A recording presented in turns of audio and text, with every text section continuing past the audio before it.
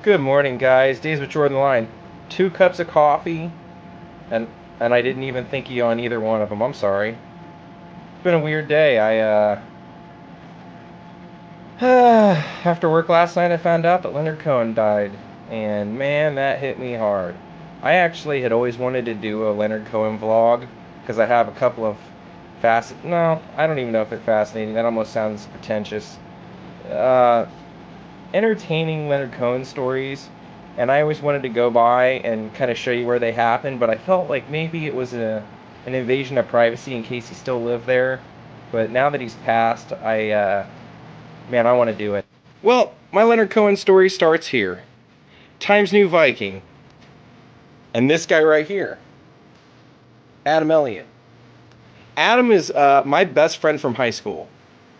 When I graduated high school, I was pretty much reclusive. I had learned how to play guitar, and all I did was play guitar. When I met Seth, Seth became one of my best friends, and he was pretty much one of the only people I ever hung out with. I hung out with him on the weekends, and then Adam was in my news writing class, and Adam and I immediately became friends. Adam was super popular, but he was like one of those people that when you meet him, you're just like, yeah, that guy is going to be destined for greatness. He knew a ton about music. He knew a ton about art. He just knew a ton about everything that you didn't know about. He was a year younger than me, and we became really, really cool friends right away. The first thing that we ever did hanging out was we went record shopping and hit this famous flea market in Ohio called Trader's World. And we had this funny argument because I owned the Smashing Pumpkins Siamese Dream CD, and he had the Smashing Pumpkins Siamese Dream case, and we were arguing about who deserved to have both, because which was more important, having the case or having the CD. So in the end, he ended up giving me the case, and I traded him a chili dog at Trader's World. As he was eating the chili dog, it spilled all over this like karate fighting poster he had bought on like karate moves and stuff. And instead of throwing the poster away, he just wiped the chili dog like more into the poster and kept it and hung it on his wall. Anyway, Adam had a band when he was in art school right after he graduated high school. They made a bunch of boombox recordings.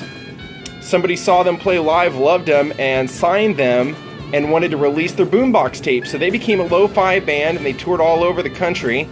And one time they came out here to play, and they called me, of course, because Adam and I are like best friends. What am I saying? Like, we are best friends. Adam called me, gave me an address, and said, "Hey, come over and hang out. We're staying at Leonard Cohen's place." So at this time, Adam's band was really taking off. MTV had done a little mini documentary, like a 20-minute documentary on him, because they were bringing back the lo-fi movement.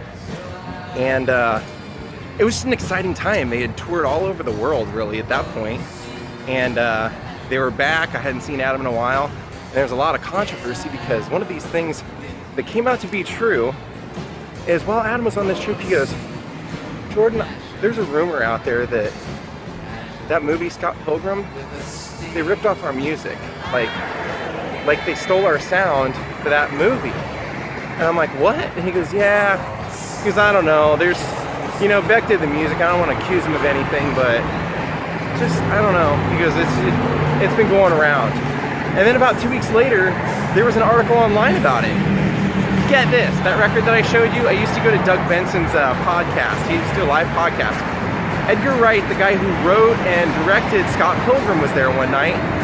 And what you used to do at Doug Benson's podcast is you would make a name tag, and the name tag could be anything. For a long time, my name tag was a boxing glove with my name on it.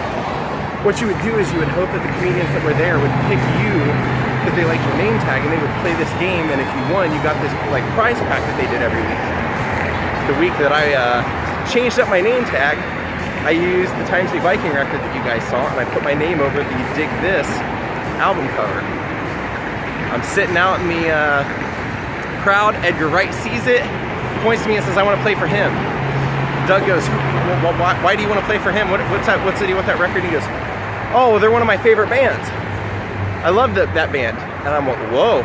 So after this show, I wait outside and I want to talk to him, and I tell him, I go, "Hey, my friends really think that, I'm being disrespectful or anything, but they really think that you kind of stole their sound for it." And he goes, "Tell Adam this." He's right.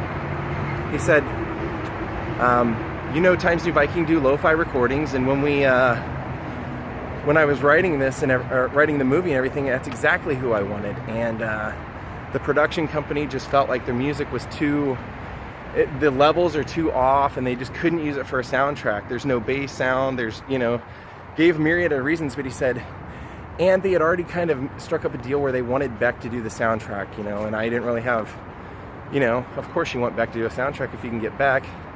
But he goes, tell him this is kind of funny. He said that when we went to Beck and told him what the movie was about and the kind of music we wanted, he actually said, well, why don't you just get Times New Viking to do it?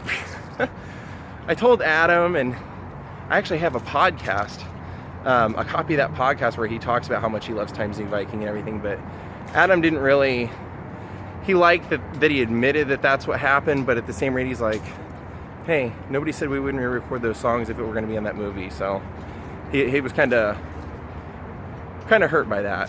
But anyway, back to Leonard Cohen. I'm going to take you guys to Leonard Cohen's house where I met up with Adam. Be driving by Paramount Pictures here. If you don't know anything about Leonard Cohen in a nutshell was he was a beat poet in the late 60s who lived in New York in the Village. He lived in the Chelsea Hotel at the same time with Janis Joplin and was friends with Janis Joplin. He wrote some really incredible poetry about his experiences in the Chelsea Hotel.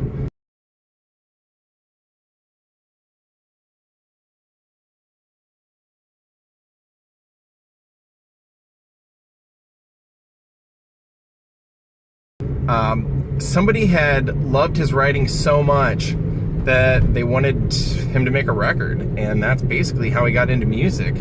He wasn't a proficient musician, but he had such brilliant lyrics that they just figured the lyrics will be your guide, and it always was.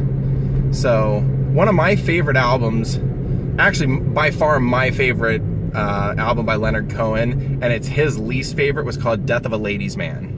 And on there, he sings about the Chelsea Hotel. Some of the songs you might know from movies and commercials by Leonard Cohen are I'm Your Man, The Future, Everybody Knows. Those are in a lot of things. Well, I just got here to Leonard Cohen's house, and there are some flowers being delivered, so I'm pretty sure he still lived here. This would have been his last house, apparently. Well, I'm going to attempt to be respectful as well as do what I wanted to do while we're out here. So here's how the story started. Adam had a friend, a musician friend from Columbus. That's where Adam lives. And this guy's name was Brad, and Brad worked at an antique store on Melrose called Boo Radley's at the time. Now it's called something else. I think it's called The Window or something like that. Brad's boss was Leonard Cohen's daughter, and Leonard Cohen's daughter at the time was helping to manage Leonard's career because he had been ripped off horrible by a manager. He was pretty much broke.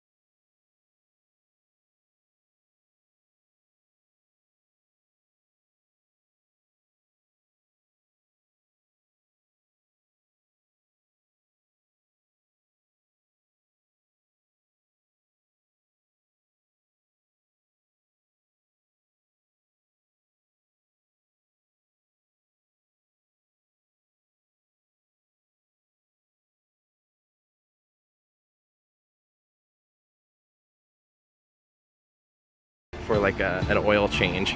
And I go, I'm taking this. And he goes, you can't take Leonard Cohen's junk mail.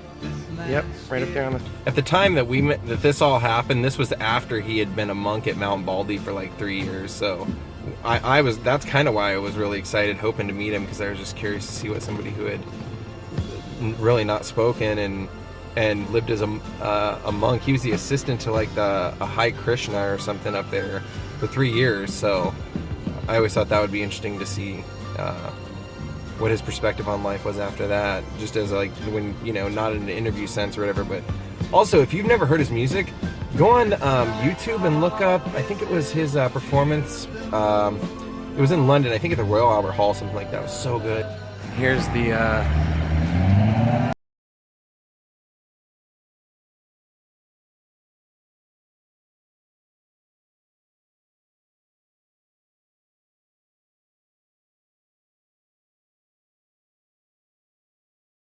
bought a couple of new lenses for my phone for vlogging. This one apparently does like an extreme wide shot. I think if you flip it over, it does fisheye. Then this guy is like a macro lens, so it'll do like extreme close-up. So I saw it, thought it made sense to have for what I do.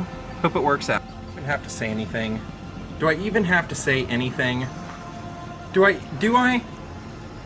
This is turning into... I don't know what kind of show this is turning into. My YouTube's out of control. And I don't know what he's doing with that flag.